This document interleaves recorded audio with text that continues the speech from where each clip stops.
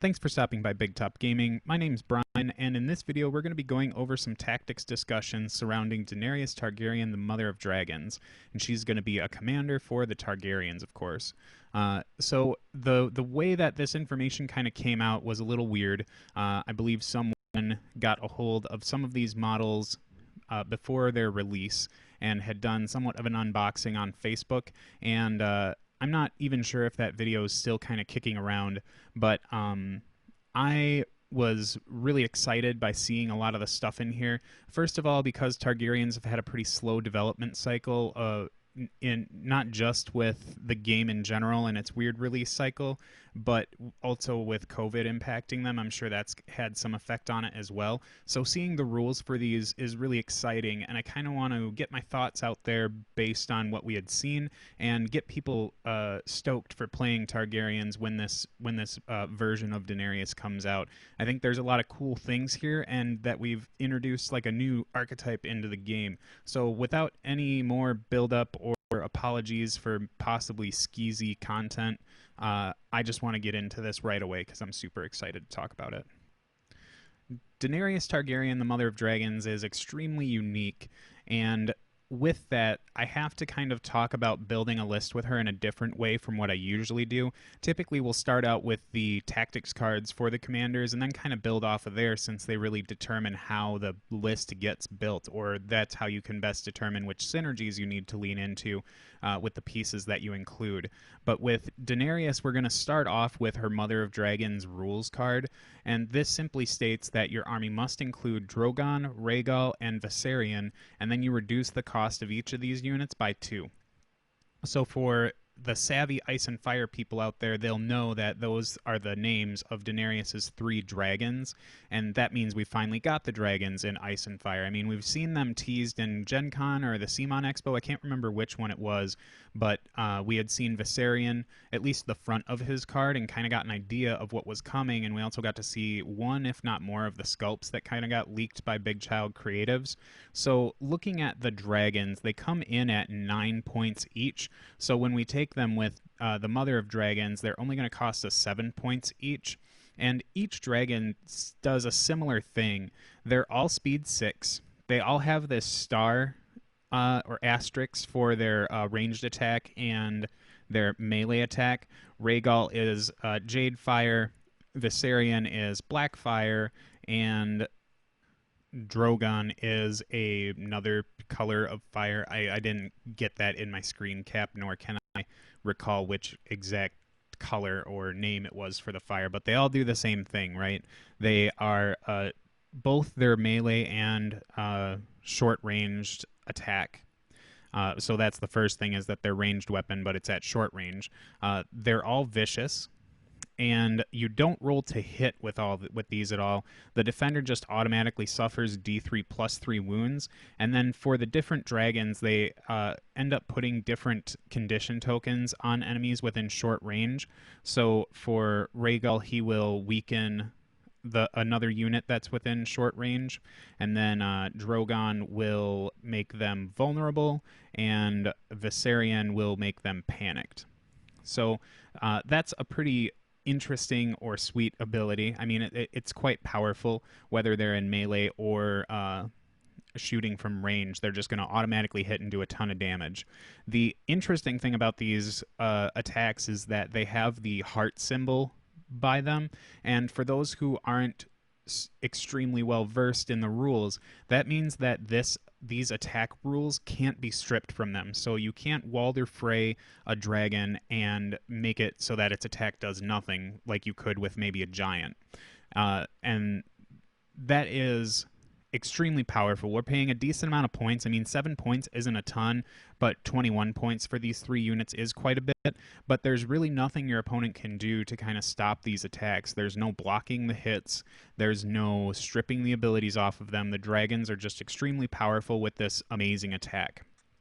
When we look at the top of their card, their Juvenile Dragon ability, which is another really cool and exciting thing to think about in the game, that these are juvenile dragons. So it means that we could very well see adult dragons in the game's history, and I'm extremely excited for that. I think it's going to be something that a lot of people might look over or overlook, sorry, but I think it's going to be super sweet to see bigger dragons come out of this.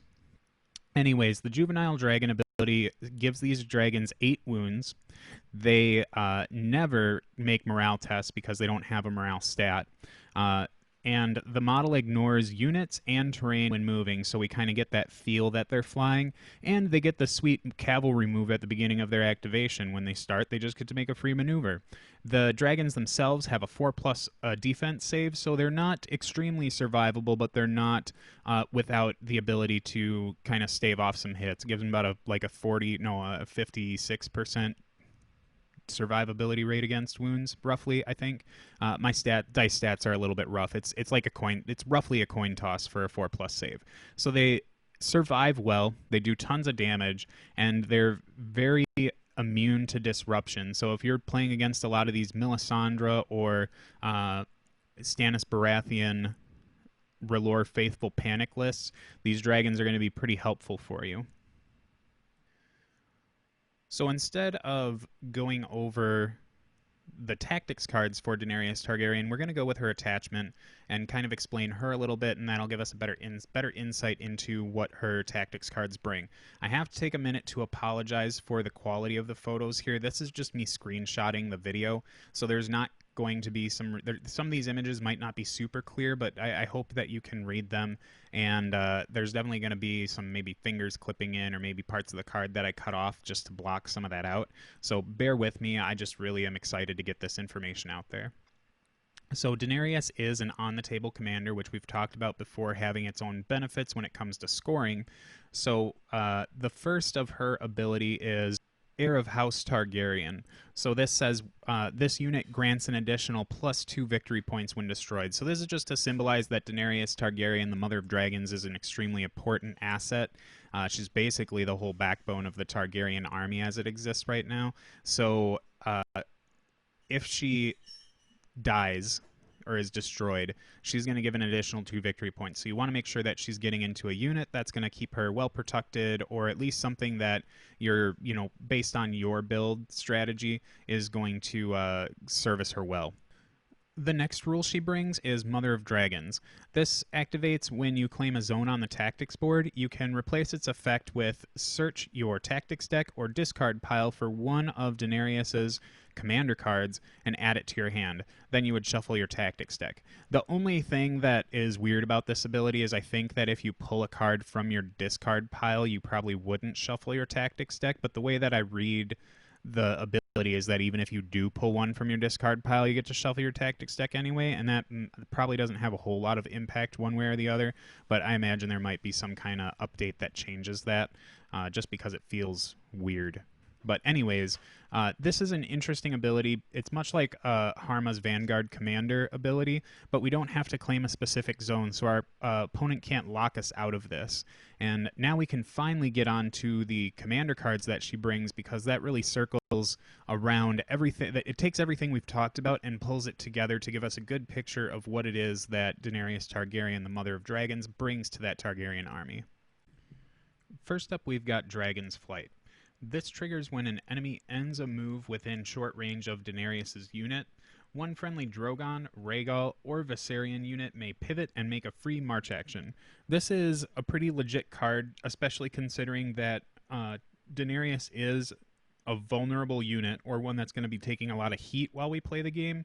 So if someone ends up getting close to her, this way we can get one of our dragons nearby and try and help shake that unit off of Daenerys' unit and make sure that we don't give up those 2 or 3 victory points depending on what game mode you're playing. So amazing card, and definitely worth getting back again. This could also do some really fun things in the late game if you're in a little bit more of a comfortable position with Daenerys and want to get her on an objective that's a little bit further up the table. You can present her and make sure that she's outside of any really credible threats, and then that way if your opponent decides to try and close in on her, they'll get body blocked by a dragon, so they won't be able to do anything. A fantastic card that ends up making sure that she can survive and make sure that you get the most out of your dragons.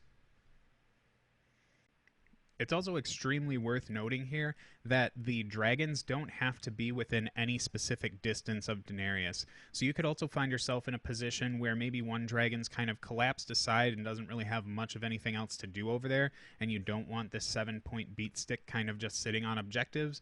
You can then just use this to get that dragon to kind of come back into the fray of things. It's just a extremely flexible card, even though it seems very straightforward. The next card we have is Dracarys. When Daenerys' unit activates is when this triggers. Then one friendly Drogon, Rhaegal, or Viserion unit within short range may make a free attack action. So this one does have the stipulation that the dragon needs to be nearby, so you could probably lead like a dragon's flight into a Dracarys if you needed to, or if you just happen to play the game to kind of have a dragon around Daenerys at all times to make sure that you can always at least have the threat of Dracarys hanging around.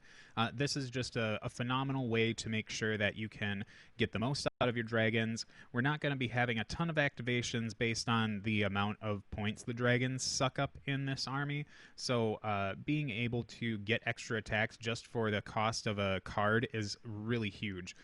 This also kind of ties in with Daenerys' Mother of Dragons ability and being able to bring these cards back. If your opponent does decide to try and focus down Daenerys' unit, you can make sure that you're constantly just flipping more Dracarys back into your hand. It's very worth noting that the ability on Mother of Dragons is not an order. It's not a once per turn thing. It's as long as you've got an NCU to put on the board, you can just stop using whatever ability is on there and instead have her pull a card back. I wouldn't say it's overpowered, but it's going to be extremely powerful if your opponent's not mindful of how many times they could get dragons zapping them in the face. The last card that Daenerys brings is Fire Made Flesh.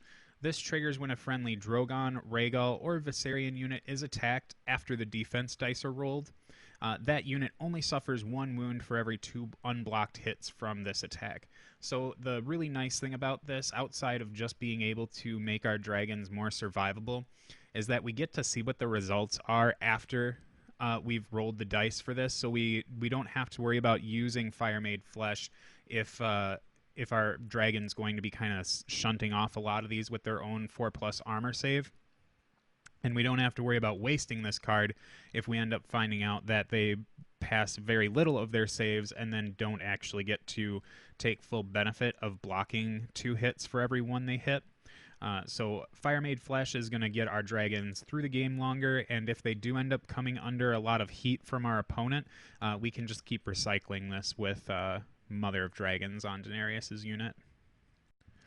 So now that we've seen everything that Daenerys does for this army and what she means to this army, the big question is, what unit do we put her in? Now, we don't have a ton of options with the Targaryen faction because most of their units right now, or the bulk of them, are on foot, and we kind of have to dip into mercenaries if we want to go into that, or if we want more options, because right now within faction the only purple boys that we can put her into are the Dothraki swordsman, and that unit is fine. It's got a 4+ armor save and a 4+ morale, and doesn't have to worry about panic tests at all, or it doesn't have to worry about panic tests as much because it's got a 4+ morale.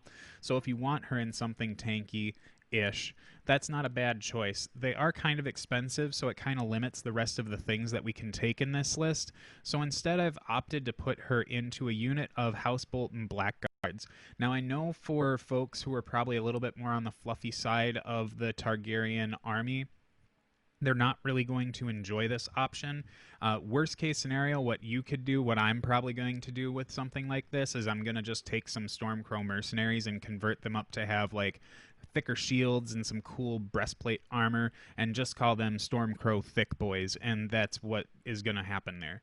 So the reason why I'm putting her into this unit is because they've got a 3+ armor save, and I want to make sure that no one's that if someone puts something that's meant to take down the high armor, I want to make sure that I at least have a decent armor save or defense save to make sure that that doesn't go down as quickly as I think my opponent wants me to. And I know that when you put dragons on the table, your opponent's likely to bring something that either ignores armor saves or is going to shred them apart with Sundering, because those dragons, they would prefer they go down quickly. So putting her into a unit of House Bolton Blackguards is really not that bad. She's going to be slow in this unit at speed 4, but there is some maneuverability options that we get out of the Targaryen tactics deck that might help her out. I'm really not going to be interested in trying to rocket these guys up the table and try and start taking things out with the +2 victory points that she gives over heir to House Targaryen. I'm really on the fence with putting her in a unit of Dothraki swordsmen. They want to be all over the place, and for 9 points, you really want them doing work, but they're still not invulnerable, right? I mean, that there is something to be said about putting a ton of threats on the table, so I'm really on the fence. But for the rest of the list, I think that right now the House Bolton Blackguards kind of score the win for me. For the next unit, I've decided to bring one tray worth of Dothraki Screamers. So we've talked plenty about these in the past. They've got a phenomenal speed, especially being cavalry at speed 6. They just kind of get to wherever they want to, and your opponent can't dodge them at all. And that also matches the speed of our dragons, by the way, so we can make sure that we can keep up with them and won't get left behind. They do decent amount of damage. They don't have any like fancy shenanigans without like a co or anything like that.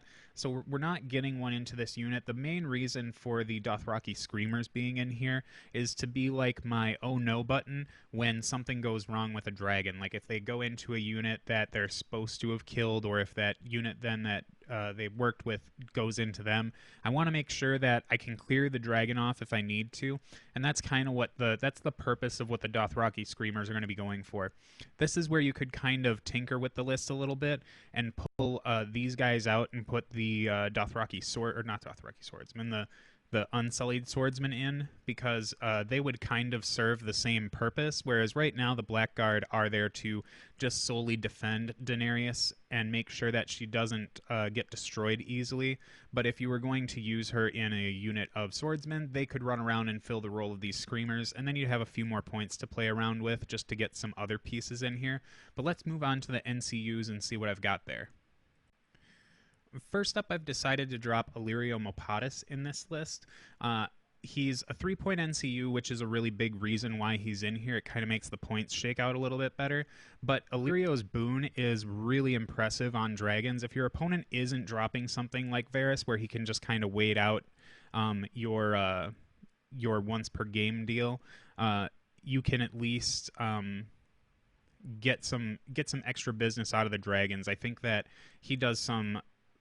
Being able to just activate a dragon twice is really huge. And the other great thing about Illyrio is that with him not really doing anything when he's not claiming zones, he's a really good piece for making sure that the Mother of Dragons ability goes off. So if we need to start getting cards back for Daenerys, Illyrio's there to pull those back for us. The other NCU that I'm bringing is Tycho Nestoris.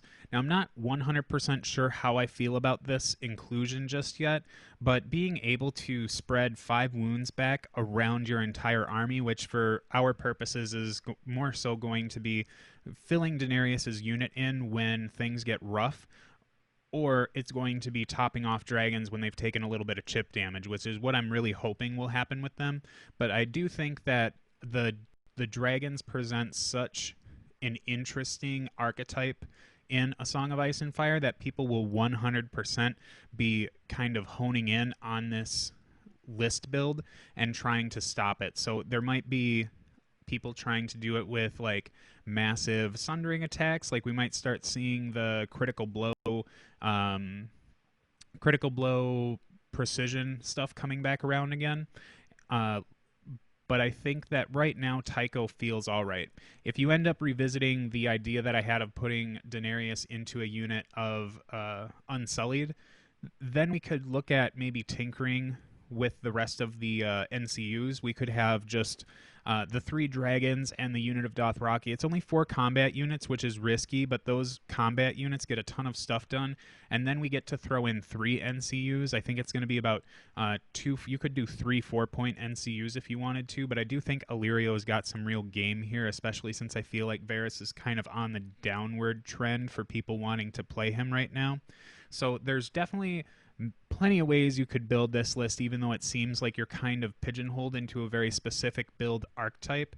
But for right now, I think the list that I've presented is the one that I would want to try first, especially since I don't know how the meta in general is going to react to it.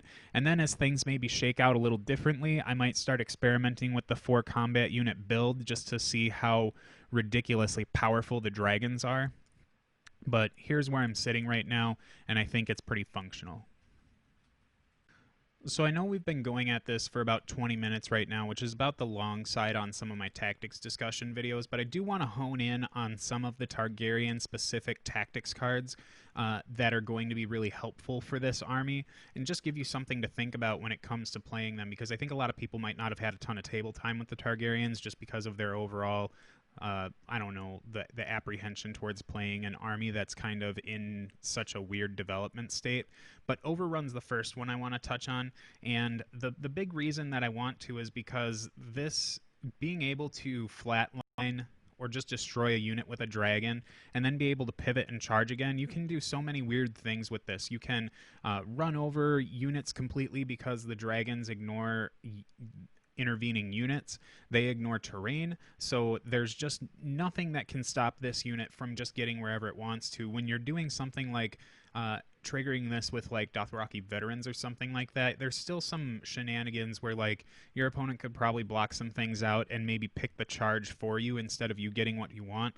But with Overrun, you're going to get a really long charge distance with the base speed of 8, essentially, if you control the maneuver position.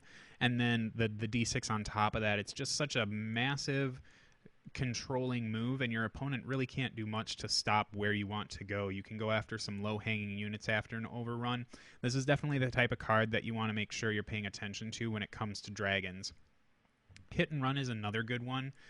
This just lets you kind of go up, do your charge, and then back out another 12 inches. And if you happen to weaken the combat unit on your way out, then that's good too. But for the most part, I think that being able to go in and then pull back out with a dragon is going to be a really powerful move for this list as well. For the most part, the cards in the Targaryen deck all do really well. I think Swift Retreat's another good one to think about. If your opponent's kind of unpacking into one of the dragons, you get to retreat and then get some wounds back if you have the maneuver position. There's also some cool things that happen with Fury of the Dragon. Now, I don't like replacement zone effects with Daenerys because she already has one on herself, but if you get to do some fun things like put Fury of the Dragon on Viserion, it means that the unit that he charges becomes panicked, and then once they take their wounds, another unit within 6 inches gets panicked too. There's just a lot of neat things that the Targaryen deck can do that make it a really interesting it adds some interesting tools to the kit of the dragons, right? And Blood of the Dragon is just a good card to put on Daenerys' unit to make sure that no one tries to focus the morale test down. So I think that we're not seeing like the tactics deck unlocked with Daenerys Targaryen. We're just getting to see some really cool, intricate things that you can put together with the way that the dragons function. So I hope you enjoyed this tactics discussion. You can leave a comment below telling me what you want to do with the Mother of Dragons. I know that I didn't go over like the Queen of Marine or anything like that, or even talking about the possibility of adding 1 or 2 dragons into a list that has Daenerys starter box NCU in there. There's just a like Daenerys does. She's such an amazing release, and that's kind of why I've like bulked the risque nature of making this video and wanted to talk about her because this one box opens up so many different avenues for the Targaryen players that I feel like they've been really missing out on. And I believe that it's just kind of the natural state of things when a new thing comes out that looks really powerful or different. The natural reaction of the A Song of Ice and Fire community is to kind of call it out as being too busted, or what were the developers thinking when they made this. But definitely, I think the magic number is like 15 games is what you want to get against something like this before you start screaming that the sky is falling. There are definite ways to mitigate these dragons. They are only 8 wounds with a 4+ save. Maybe go ahead and start dusting off your your Night's Watch war machines, like the Scorpion Bolt Thrower and the Scorpion Catapult. I forget what it's called even because I haven't touched mine since I opened them. But those things could do some really neat stuff. I guess it couldn't do anything to them because it can't target solos, and I forgot about that. But now you don't have to correct me in the comments because I got it. But the Bolt Thrower is still really cool against these dragons. It can definitely do a ton of work against them. So, like, there are definitely options out there that are going to help you figure out how to unravel what's going on with these dragons. So, like I said, 15 games, that's what you need to play with or against something to understand roughly what its problems or synergies might be. So, try that out before you start decrying the existence of dragons and enjoy this spectacular moment where we're getting some super cool things going on in the game.